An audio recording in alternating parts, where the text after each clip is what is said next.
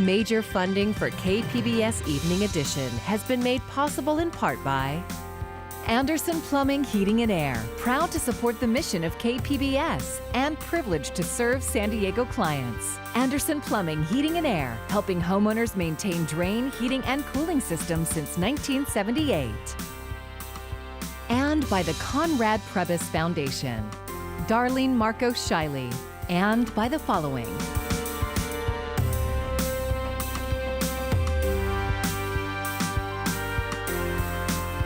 And by viewers like you.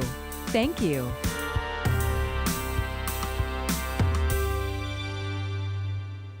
Good evening. It's Friday, July 17th. Thanks for joining us. I'm Maya Trabulsi, and it's the news some parents won't want to hear, while others will be relieved. Governor Newsom today laying out strict new guidelines likely to keep a majority of our classrooms closed, forcing online learning only. The details and reaction from KPBS education reporter Joe Hong.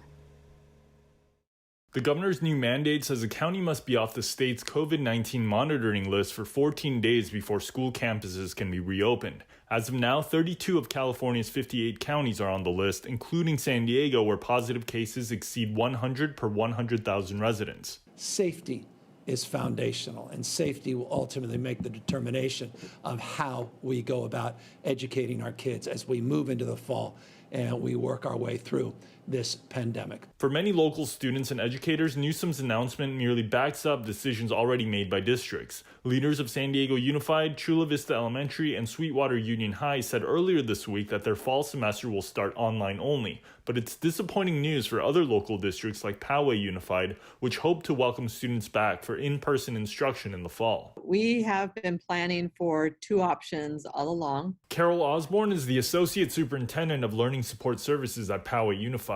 She said the school district is considering multiple options like starting different grade levels on different dates or pushing back the start date of the school year to give the county more time to get off the monitoring list. With a mindset that based on context, we need to be prepared to have the entire district be virtual if that was a situation that arose during the school year.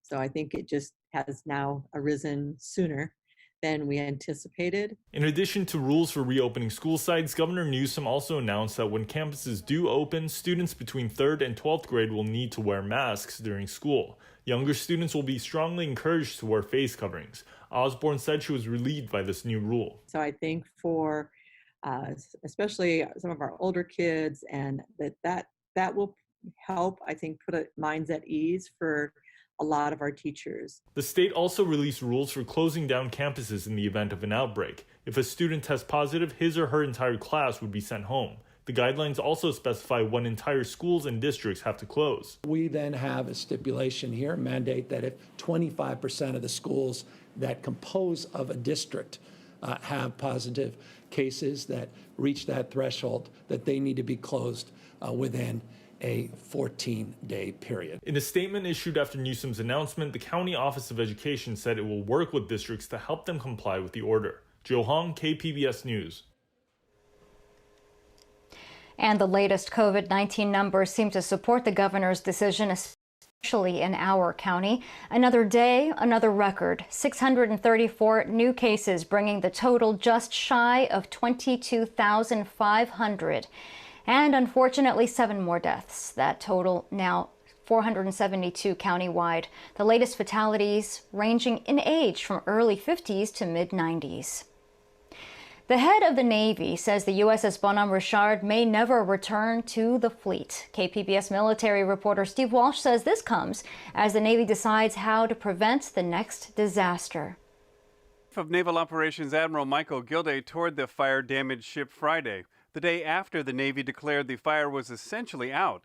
After seeing the damage, Gilday says the amphibious assault ship may be a total loss. I am 100% confident that our defense industry can put this ship back to sea. But having said that, the question is, should we make that investment in a 22-year-old ship? The Navy nearly had the fire under control Sunday night, but Gilday says the fire started in an area that allowed the wind to blow through the ship. The wind was a significant factor. I also think that the series of explosions on the ship, I'm told that one in particular could be heard 13 miles away. With the fire reduced to what the Navy says are isolated hotspots, several investigations now get underway. Whether or not we had an adequate number of people on board for this particular environment, given the fact that the ship was at a certain point in maintenance, that certain equipment could have been inoperable in terms of firefighting equipment. We need to go through this, catalog it all, and get an understanding of whether or not we had it right. Separate investigations will look at the cause of the fire, any potential criminal charges, and whether the Navy needs to change the way it handles ships undergoing maintenance. Steve Walsh, KPBS News. San Diego County's unemployment dropped to just under 14% in June. The State Employment Development Department says the county added 54,000 jobs between May and June. Over 34,000 of those jobs were in the leisure and hospitality sector. But because businesses had to shut down again this month, the unemployment rate is likely higher now.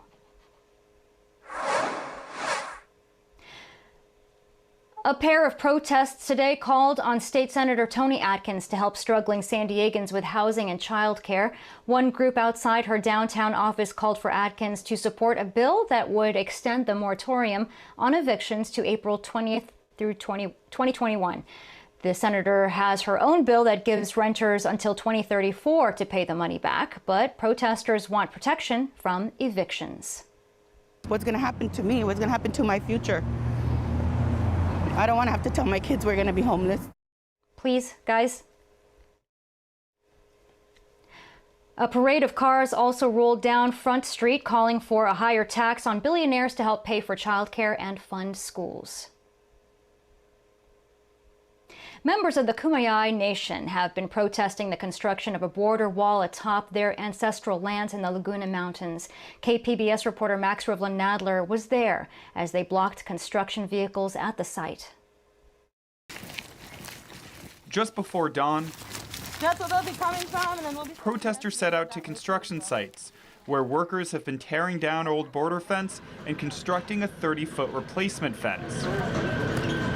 The youth-led group says the government has refused to consult with them to identify possible heritage sites that the massive construction project is now destroying. We found midden soil, which is signs of cremation, which is our remains. We found tools and flakes and stuff that symbolizes that there are villages in this area and that our people stayed here. And usually when they stay here, they're buried here as well. So we have a lot here, a lot of culture in this area. Border Patrol has said it relies on cultural monitors to ensure that artifacts aren't destroyed. But on Friday morning, there were no monitors on site as construction continued. Komaya protesters blocked the path of construction vehicles that were moving into the area. One operator of a water truck sprayed water at protesters before leaving. The construction project is being handled by the U.S. Army Corps of Engineers after the Trump administration reallocated money from the Department of Defense for border wall construction. Protesters say they're blocking construction vehicles to buy time for a legal challenge to the wall construction. They're infringing our religious freedom to be able to keep our cultural areas, our sacred areas where we go and pray, and we do a lot of our cultural activities, and we're just tired of losing them. Customs and Border Protection has not yet responded to a request for comment. Max Rivlin-Nadler, KPBS News. The Confederate flag will no longer fly over U.S. military bases. Secretary of Defense Mark Esper issued the new policy today, pointing out the importance of, quote, rejecting divisive symbols. The policy doesn't specifically mention the Confederate flag, though, but there is a list of flags allowed to fly, and it's not on there. We've stayed home and stayed apart to slow down the spread of coronavirus. That has also helped reduce transmission of other infectious diseases. But as KPBS health reporter Taryn Mento explains, there's an annoying reason some are still spreading. Cases of COVID-19 in San Diego County are still on the rise, but other communicable diseases are way down the first half of this year. Experts at the San Diego County Department of Environmental Health say there is still some worry about those carried by mosquitoes. Infections linked to the insects like dengue, Zika, and West Nile virus are down in 2020. This was from one of our sources that we routinely treat. County vector ecologist Chris Conlon says this is partly explained by COVID stay-home orders, but some is coincidental. People aren't now journeying to places like Mexico or Asia, places where dengue is more active. They're not coming back with it, and so you're seeing a lot fewer cases. But that's not the case with West Nile. So it's always here, but it has a natural cycle that it follows, and that cycle can be, 2, 3, 4, 5, even more years apart sometimes in between when you have active years. The last surge was about 4 or 5 years ago. He says that's also around the time a new mosquito species hit San Diego that thrives in backyards. So far this year, again, West Nile cases are low, but he says that can change with or without orders to stay home. We've only had one batch of mosquitoes test positive so far this year. And last year, we only had a couple birds test positive. So again, it's been quiet. Now, that's not to say it can't take off pretty quick once it gets going, but fingers crossed, we seem to be doing okay so far this year. He says wearing repellent and making sure that screens on your windows are secure and checking for standing pools of water are excellent ways to keep mosquitoes away. Taryn Mento, KPBS News. Justice Ruth Bader Ginsburg says her cancer is back and she's receiving chemotherapy. But as for retiring from the Supreme Court, no way. The 87-year-old Ginsburg, who spent time in the hospital this week for a possible infection, said her treatment has been successful so far. Ginsburg, who was appointed by President Bill Clinton and joined the court in 1993, has been treated 4 times for cancer. The pride flag is now flying over the county administration building downtown. County Supervisor Nathan Fletcher says this is the first time the flag has flown outside the building. Today, he was joined by leaders from San Diego Pride Week and county LGBTQ+ employees for the flag raising. This is a recognition of the basic human values, human rights, human dignity that all have, and a recognition that we're all in this together, and that no matter where you come from or your walk of life, that we have to respect and value one another. This weekend is when thousands would have filled the streets for the San Diego Pride Parade. This year, many of the events have gone virtual. You can find out more at kpbs.org/events. Swimmers and surfers at Coronado Beach are being warned about shark sightings. A few were spotted not far from the shore in the South Beach area today. And if you live inland, you might still want to go to the coast to get a break from the heat. Jeff Cornish has your weekend forecast. It'll be a warm weekend out there, especially across the interior. But as we look at the forecast for specifically San Diego and coastal areas, there won't be a whole lot of change. A subtle warming trend, coastal clouds in the mornings, and it'll be kind of a warm weekend, but it'll be a downright hot weekend in all the usual places. And the wind will increase just a little bit on Sunday. Fire danger does not look incredibly high, but it will remain at least somewhat elevated just because it's been so dry out there, and there will be a hint of a breeze on Sunday. Overnight tonight, 77 for your low in Borrego Springs, our hot spot. Meanwhile, El Cajon 65, Ramona 55. That looks nice. And we'll be into the 60s near the coast for the overnight lows. Saturday, hot and dry forecast, classic summer weather in the southwest with spotty thunderstorms, mainly from central Arizona's mountains to the east. Flagstaff has a shot. We do not. We're going to stay dry. 112 on Saturday in Borrego Springs, 78 though in San Diego. So head to the coast for comfort. Into the weekend, there will be limited moisture across the interior southwest regarding spotty or scattered mountain thunderstorms with just a hint of the monsoon. But the monsoon moisture has been struggling. It's been lagging a little bit behind lately. And into the early part of the new week, we stay very warm. And those spotty thunderstorms remain sequestered into parts of the mountains of central and eastern Arizona, New Mexico, and Colorado. So for us, bringing it back home, the coastal forecast will spike around 80 on Sunday. Low clouds in the morning, then sunshine, and there will be a subtle and slight decline in temperatures back into the mid-70s by Wednesday, with just a hint of more of an onshore breeze. Inland areas spike around 90 on Sunday. Sunday will be decisively hotter than Saturday, though both days will be very warm. We'll get back down into the mid-80s by Wednesday. Into the mountains we go. Temperatures here Probably a little warmer on Saturday, 83, and temperatures will be hovering near 80 into the early part of the week. And here's where we get real hot. 112 Saturday, 113 into the deserts, Borrego Springs. We're looking at places like you with a subtle decline in temperature, still 109 come Wednesday. So not many major changes, but a bit of a difference between Sunday and Wednesday. I'm meteorologist Jeff Cornish for KPBS News. Loneliness among seniors who live alone has only worsened as health experts urge older Americans to stay put amid the coronavirus crisis. KPBS's Amita Sharma spoke to a woman who uses an online social community to ward off isolation. I rented an Airbnb on a trip to Cuba.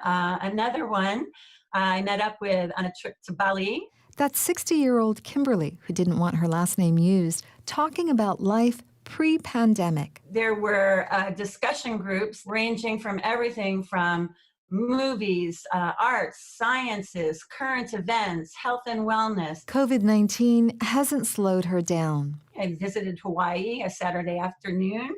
I joined a get-together with some folks with a stand-up comedian and a commentary. Did some meet and greets, and almost went to visit a haunted mine in Australia. Hey, everybody. All of this, of course, was done virtually. But before the coronavirus, Kimberly globetrotted and chatted with people belonging to Stitch, an online group billed as the world's largest companionship community. It's where people meet to find others to join them at what they love, like attending the opera, bird watching, hiking, talking about current issues. So when we first founded Stitch, our original goal was to get people to form positive and enriching social connections, and that can be a range of different connections.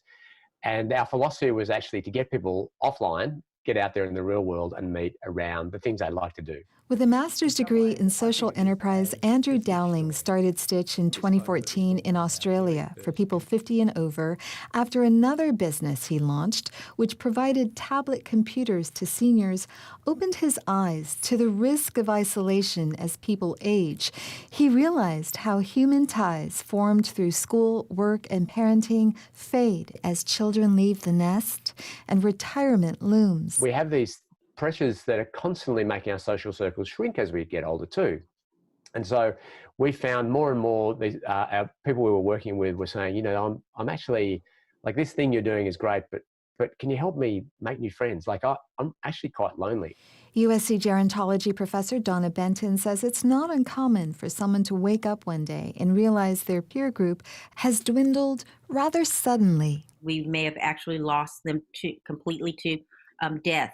So if that happens, your network is smaller, and it's that much more difficult to develop new networks. Benton and Dowling quote studies that say loneliness, especially among older people, can cause inflammation, dementia, and reduce someone's overall immunity to disease. Once we understood that, we thought, well, surely there's a role that we could use today's technology in a way that actually creates positive outcomes for people, rather than what you normally see on the internet is, you know, trolls and arguments and all that sort of stuff. Dowling says COVID-19 has made the Stitch platform even more vital for older people. It's a terrible world we're living through in many cases, and for many reasons. But there are some kind of silver linings in there, and we're hoping to say, well, let's seize on the silver linings and turn them into as much of a bright sunshine that we can. This is the San Diego Stitch meeting. That's been the case for Kimberly. When the pandemic first hit, she says she grew sad and confused and could have gotten lost binge watching on the sofa.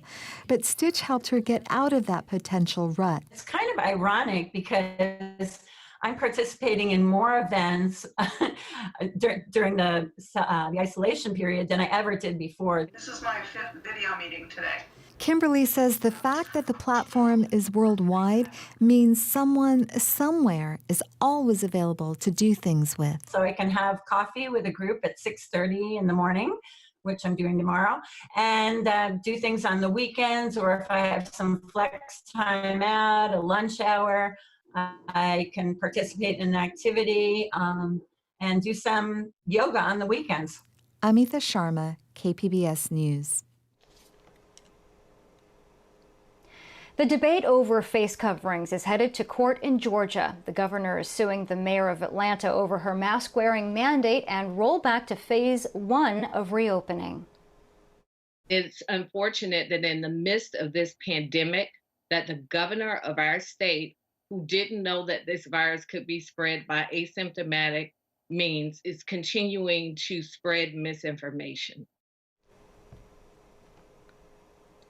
This week, several major retailers announced they would be requiring face coverings in their stores. SDSU's Miro Kopik has more in this Friday Business Report. Walmart, the 500-pound gorilla in retailing, announced this week that all 5,000 stores, the Walmart stores and the Sam's Club stores, are going to require masks beginning on Monday. Right after Walmart announced, Kohl's, you had Kroger, Best Buy, all of these large retailers showing good faith efforts to minimize the possibility for someone to contract it in any location because the precautions were taken is extraordinarily important. Even companies like Uber. Uber has had a very aggressive marketing campaign on television and on social media saying no mask, no ride. So a lot of companies are jumping on board. If companies can help consumers change their behavior, because now if I'm going out shopping and I'm going to hit multiple places, I'm going to ride in an Uber and I'm going to be used to wearing a mask, it's really going to help the small and mid-sized businesses who are struggling with these reopenings and they're having to shut down. For the first time in its 50-year history, Comic-Con International had to cancel its pop culture convention and move the event online.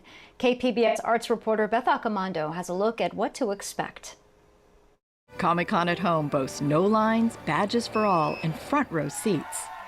We've been working pretty hard, actually, trying to translate the physical show to an online endeavor. So now you can download badges for you and your pet, create your own front of line, and even play familiar Comic-Con announcements at home. Please fill all seats. Do not hold seats for other people or place items on the seats next to you. But there's no way to sugarcoat this, says Funko Vice President Michael Becker.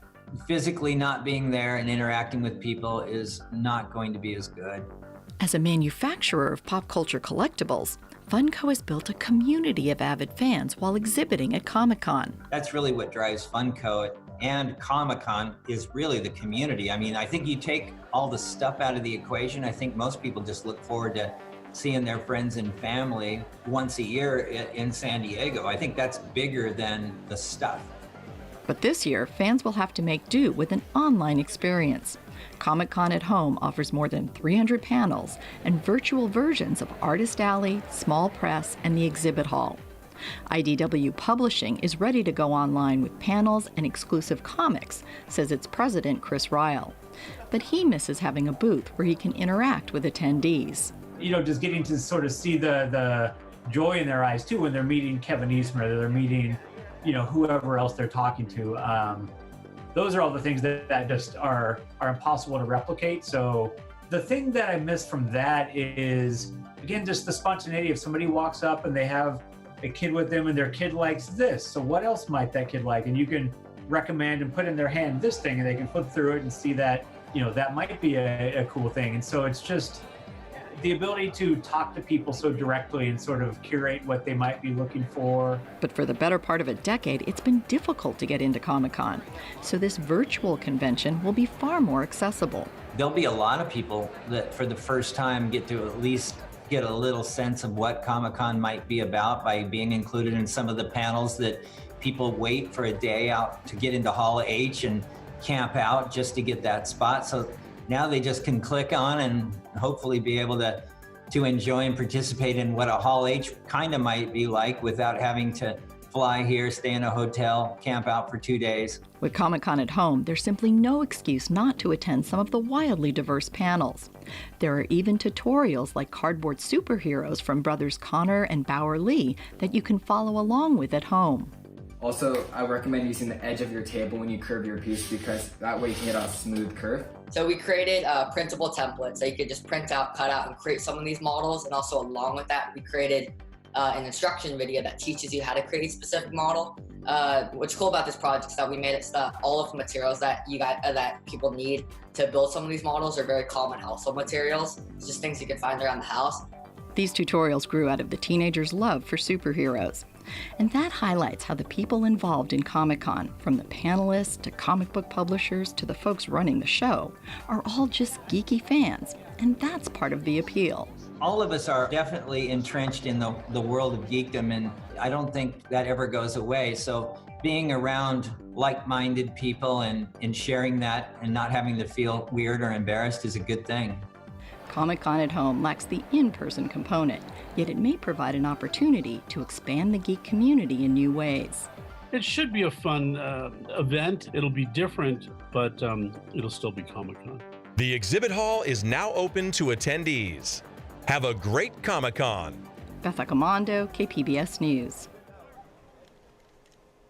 And recapping our top stories, another record day in COVID-19 cases countywide, 634 new cases, bringing the total just shy of 22,500, and unfortunately 7 more deaths. That total now 472 countywide. The latest fatalities ranging in age from early 50s to mid-90s.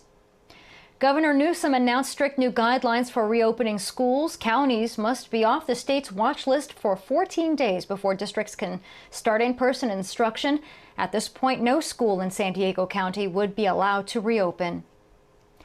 And the head of the Navy says the USS Bonhomme Richard may never return to the fleet. Admiral Michael Gilday toured the ship today, one day after the Navy declared the fire out. You can find tonight's stories on our website, kpbs.org/evening edition. Thank you for joining us. I'm Maya Trabulsi. Have a great evening.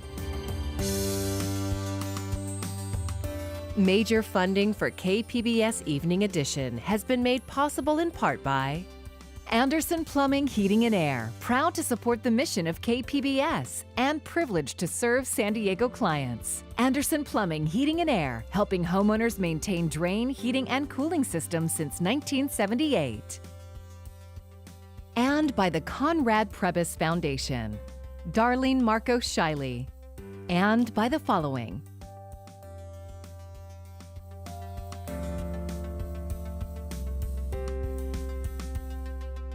and by viewers like you. Thank you.